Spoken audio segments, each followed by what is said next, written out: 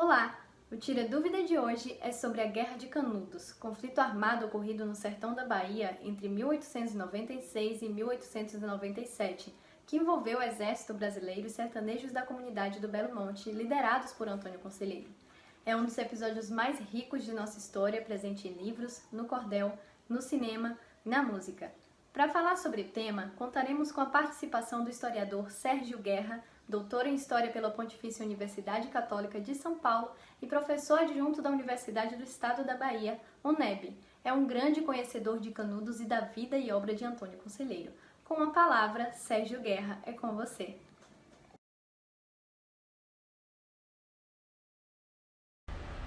O episódio Canudos tem que ser visto como um dos grandes episódios da história do Brasil. Na realidade, Luiz Viana Filho, comentando aquele momento que o próprio pai dele, Luiz Viana, estava envolvido, ele dizia que Canudos era o confronto de uma sociedade urbana e litorânea, pretensiosa contra uma sociedade sertaneja, humilde e letrada. Né? Então, na realidade, é esse confronto. Eu cheguei a trabalhar isso no meu mestrado, cujo título é Universos em Confrontos, né? Onde eu coloco um universo litorâneo, letrado, o positivista, contra o sertão, que é o reduto da religiosidade, da oralidade e de uma vida menos moderna, por assim dizer. Né? Então, considerando isso, a gente tem que considerar também o momento. Na realidade, é o momento da instalação da República, que é um processo muito complicado, porque não é um processo com adesão popular. Na realidade, a gente costuma dizer que foi um golpe militar, né? E que foi aproveitado pelos civis, especialmente os grandes fazendeiros de São Paulo, que não tinham domínio do país. Então, há uma exacerbação do sentimento de defesa da República, de tal maneira que qualquer atividade que fosse considerada antirrepublicana, na realidade, passava a ser vítima desse fanatismo, que interessantemente se atribuía ao sertanejo de Canudos. Então, essa ideia de positivismo, que está inclusive na bandeira nacional, Ordem e Progresso, é um lema positivista, ela na realidade está acontecendo também, ou talvez mais ainda, com os republicanos. É bom lembrar que a República ela vem cercada de uma série de levantes contra a monarquia, mas não necessariamente republicanos. Né? Tanto é que a expressão que se usa é que o povo assistiu à proclamação da República bestializado. Né? Então, os governos republicanos iniciais, eles têm um pavor de qualquer coisa que pudesse ameaçar o caráter republicano. No caso de Canudos, a gente tem um grande problema. O próprio Conselheiro era um monarquista, ele acreditava que o poder vem de Deus, né? Está escrito em suas prédicas, mas, por outro lado, o ponto de ruptura é a instituição do registro e, principalmente, do casamento civil, porque o casamento civil retira do casamento religioso aquele caráter principal que tinha. Né?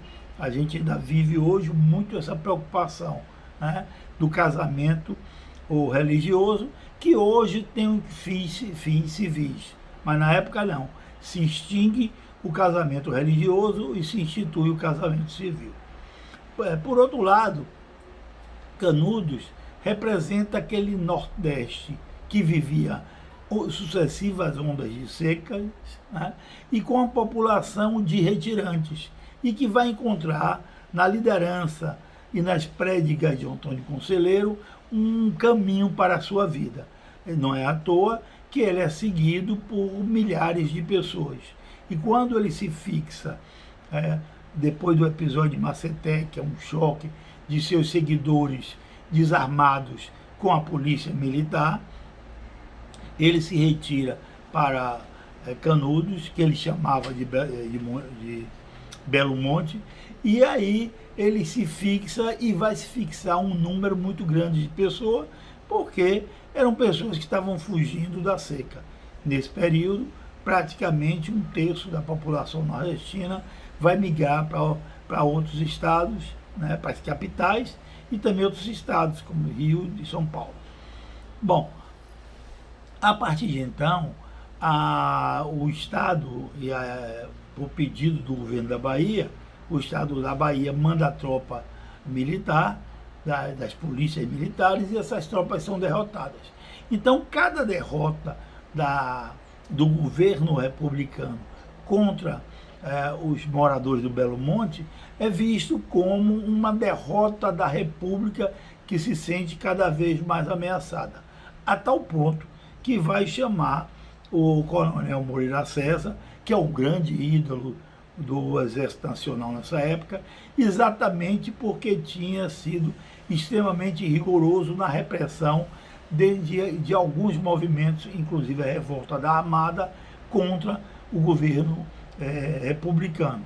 Portanto, não é à toa que Moreira César é o comandante da terceira expedição e, né, tinha o apelido popular de corta-cabeças, para imaginar como era o tipo, né? Bom, aí eu gosto de dizer que Canudos é um episódio que está hegemonizado, né, por dois personagens que roubam a cena, como a gente diz hoje. O Euclides da Cunha, que se torna um escritor de fama mundial a partir de seu livro, Sertões, que é a narrativa da Guerra de Canudos, como ele próprio diz, romanceada. E, por outro lado, você tem o Antônio Conselheiro, que é o grande líder desse povo todo. Líder muito mais religioso do que político, mas, como sempre, política e religião estão muito próximas, né? E Antônio Conselheiro é o grande pregador que consegue reunir boa parte desses pobres nordestinos que viviam em busca de um horizonte melhor. O estabelecimento dele no Belo Monte significa, numa expressão bíblica, a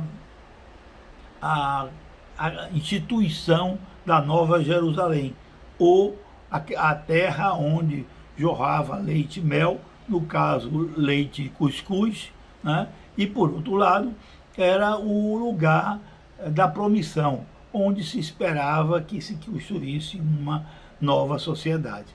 E, de fato, era uma sociedade que permitia a fuga dos grandes coronéis, aquele sistema ainda de semi-escravidão, ou como o próprio Leles Piedade, que é o relator do histórico e relatório do Comitê Patriótico da Bahia, um dos livros fundamentais para quem quiser estudar Canudos, porque registra uma série de atividades e uma relação de moradores extremamente rica, né? O Leles Piedade, deputado constituinte pela Bahia e jornalista, ele vai denunciar que se estava voltando à escravidão para aqueles moradores do Belo Monte que sobreviveram à tragédia, né? São crianças que são vendidas, são cedidas, são doadas.